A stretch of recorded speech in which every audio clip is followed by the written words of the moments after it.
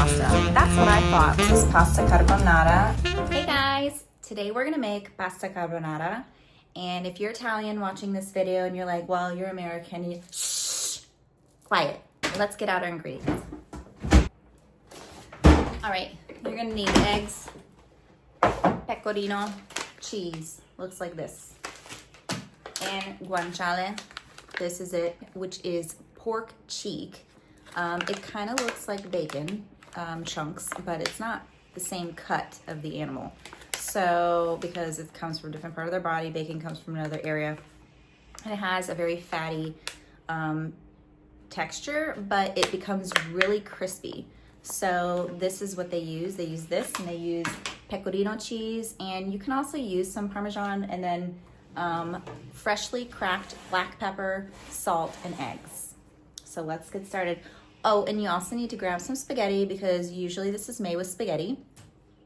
There's different like types of spaghetti. You can get like the really thin kind, the normal kind. There's square spaghetti. There's like, of course, millions of types of spaghetti in Italy, but I just get my favorite brand, which I'll show you.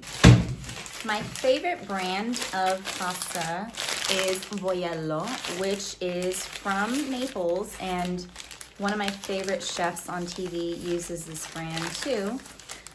So usually you make this with spaghetti, or you can make it with like farfalle, which is the bow tie pasta, or the twirly kind, which is called, oh my God, what's it called? Fusilli.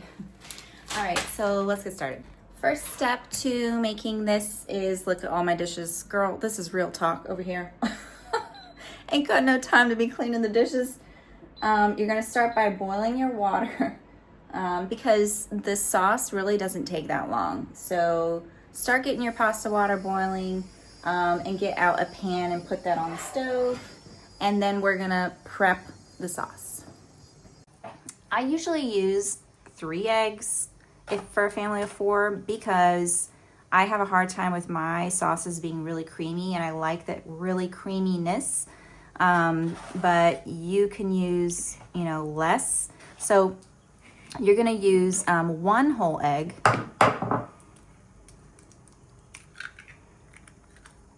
And then you're gonna use 2 egg yolks,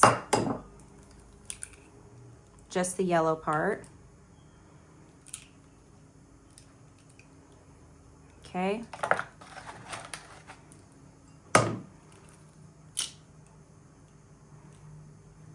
There we go. Don't throw away these egg whites. You can use that for breakfast tomorrow. Don't waste stuff. So, whisk this up a little bit. I'm sure there are chefs out there who don't use any of the egg white and they only do the yellow part, but it's okay to have a little bit of egg white in there. And then you're gonna put in your pecorino cheese. So I usually do like a couple handfuls, like that's 1 handful, 2. And you can also put in a little bit of Parmesan. So pecorino is used for this because pecorino has a very distinct, sharp flavor. And Parmesan instead has like a softer, nuttier flavor.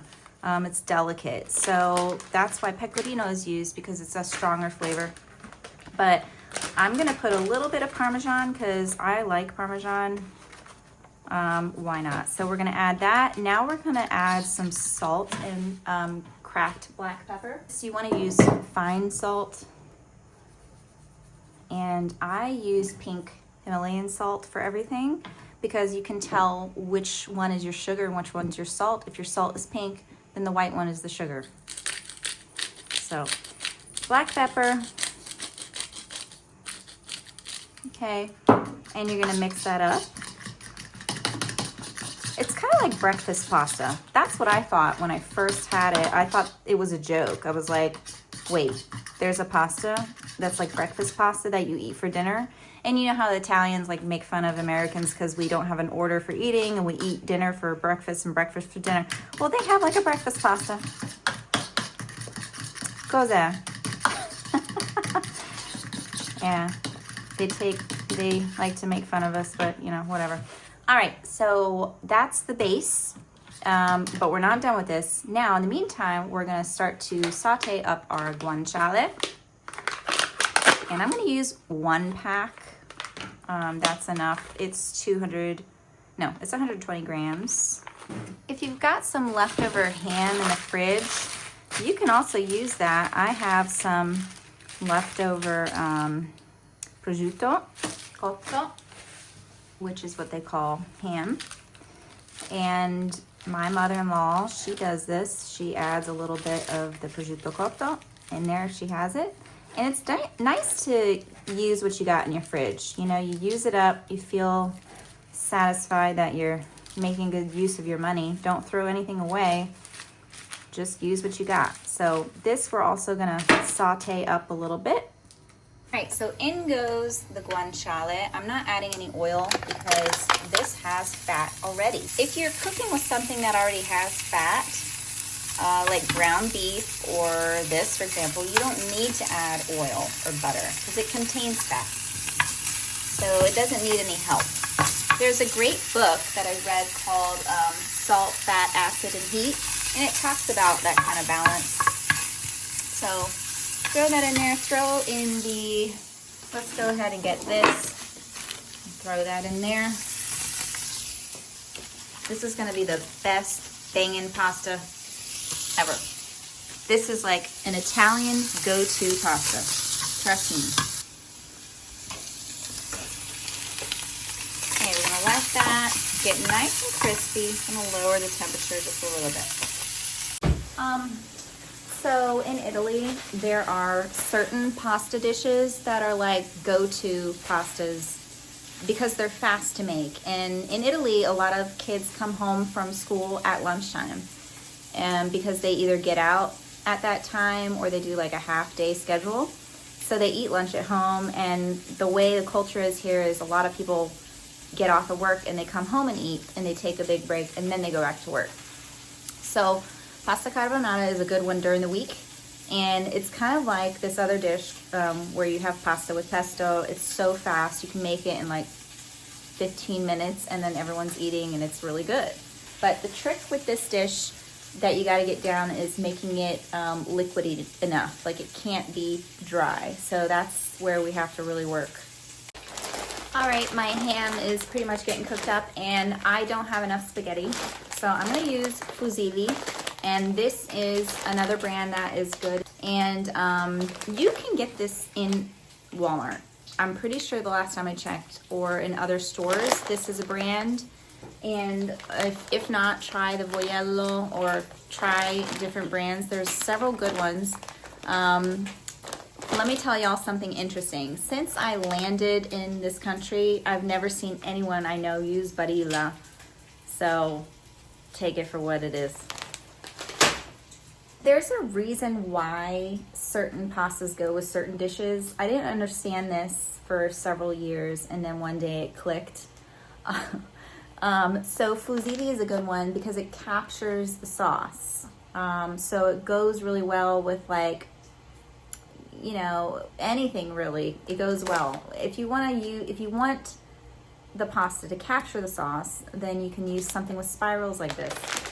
Some of the pastas they use with this dish, it's typically spaghetti, or it could be fusilli, or it could be farfalle. And I mean, I've seen people use paccheri. There's different ones. But, you know, whenever you go and get a pasta, think about how you want the pasta to capture the sauce. Okay, so your guanciale should look pretty much like this. And I turned off the heat. I'm just gonna let it sit there.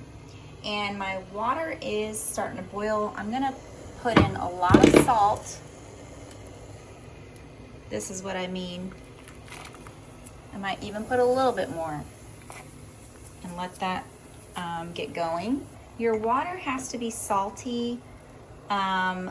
So there's this book that I read where the lady said your water should be salty like the sea, so that the food you put in there captures the flavor. Now, I think that's a little too salty, but that's the concept. It's got to be well salted. And then the pasta soaks in that flavor. So you shouldn't have to add salt later, you know what I'm saying? Let's go ahead and throw in our pasta. Okay, as soon as you add your pasta, give it a swirl so that it doesn't stick together. You should not need to add oil to the water to separate the pasta. All you need to do is just stir at the beginning and check on it later and stir, and you don't need to add oil. Usually the package directions will tell you, how long to cook your pasta for. So I gauge off of that, and I'll cook it maybe like 1 minute less or 2 minutes less, and check the consistency. So you'll want to bite into the pasta and see the center if it looks raw. You don't want it to be raw, but you want it to be just cooked so that it's al dente, which means to the tooth, and has a good texture. So recap, what makes good pasta is the saltiness and making it al dente. We're at a critical point. We need to grab a ladle full of the starchy pasta water and add it to our mix. So my ladle's dirty. I'm just gonna use a big spoon and try my best to, and you're gonna mix it so that it doesn't make the egg, like eggy. You want it to be like a cream. So you're gonna mix. And it kind of cooks the egg, Mix. I'm gonna check on my pasta. Stir it up so it doesn't stick together. Okay, I'm gonna try this out. Okay, let me show you what raw pasta looks like. Slightly white in the center of the twirl. That's the pasta like flour. So anyway, it's still raw, but you're gonna cook it for like another minute.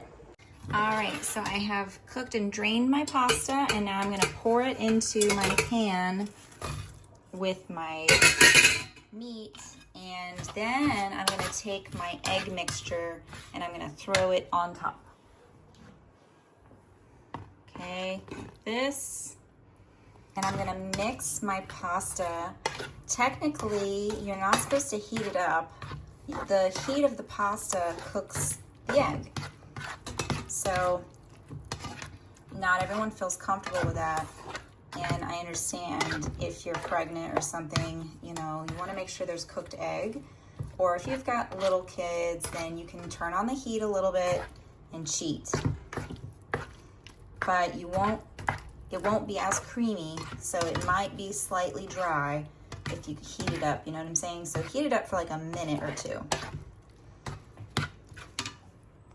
Okay, so I am plating my pasta, and I'm gonna top this with Pecorino, or if you want Parmesan, you can use Parmesan. So I'm just gonna top this off with a little bit of my cheese and also some freshly ground pepper. This is pasta carbonara, and if you were this famous chef in Italy on MasterChef, he would say you're always supposed to drizzle a little bit of olive oil on every plate, but who wants extra calories? Like, it's already full of calories. Just leave it off. Anyway, so this is the plate. It's delicious. All right, here it is. Get my recipe from my recipe book. It's good. I wouldn't lie. If it was bad, I would tell you. I hate all those shows where like everybody's like, it's always delicious. Just say the truth if you did a bad job that time. But I typically don't do a bad job. The salt is really good. It's al dente. There's flavor everywhere. It's really balanced. It's good.